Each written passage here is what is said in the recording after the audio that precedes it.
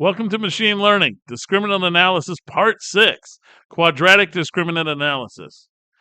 Now, this is going to be similar to what we had last time. We have two groups, A, B, and C. We have two random variables, X and Y. Last time we did this lines, but what if we want to have some curvature to it? Well, here's the data set from last time, and we can do the same thing, but we can use curves instead of lines. And then you'll see, I'm not going to go through all the math on how to do it or even try to explain it because a lot of people just get frustrated and confused. So it's better just to kind of just leave it out. But the computer does it, and I can show you what it does in terms of output. So this would be the region that it comes up with. You have a blue region, which was where the blue would be. You have a pink region where the red would be, and you have this other region here that is wheat colored, which would be where the orange group would be. So this tells us where we would be in terms of the dividing, and you can see how it's classifying it. And if I put the data over it, you can see, hey, well, that doesn't look like it would do too bad. And you can see that there is a bit of curvature to it. You can see just a little bit of curvature on this side, and you can see a little bit of curvature over here. It's not real pronounced because this data set is pretty well delineated. But that can be a problem for later, and we're going to look at problems later where things don't work so well with lines. But we're not going to talk about that right now. Right now, we are going to just work on getting ourselves going with the quadratic. Okay, so let's do in Python. Okay, we're over in Python. Make sure you're in the correct working directory. Otherwise, you won't be able to read the data in. Now, you'll notice that this code is almost identical to what we did last time, just with a few words changed here and there.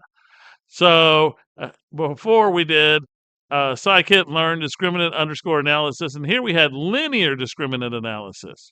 Well, all we do is change the word linear to quadratic. Boom, done.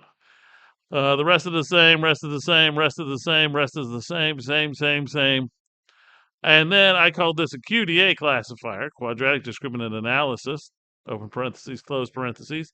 QDA classifier fit against my training and my training data sets. And then I get ypred out, which is a QDA classifier predicted on my test set. And then I'm going to look at the confusion matrix associated with it.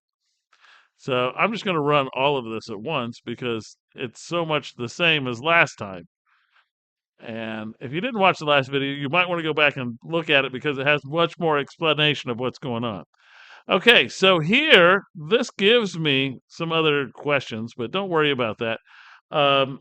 So just don't worry about the error here. It's really not error. It's more of a warning. So here, if you notice, the 103, 9, 3, 56. So this one does predict differently than the other one did. I think the other one was 111 here, and I think this one was 2. Okay, but this one is a little bit better. You have 3 people here that you would have classified as benign, but they really are malignant. So in terms of being able to work, this works just fine. And we can classify things reasonably well. All right, so the question becomes, if we can do this, what if we can break things up in a different way? And that's what we're going to look in the next one, which are called classification regression trees. And often you'll hear these called CART. CRT doesn't sound good, so they call it CART, classification regression trees. And we'll look at that next time, and I will see you there.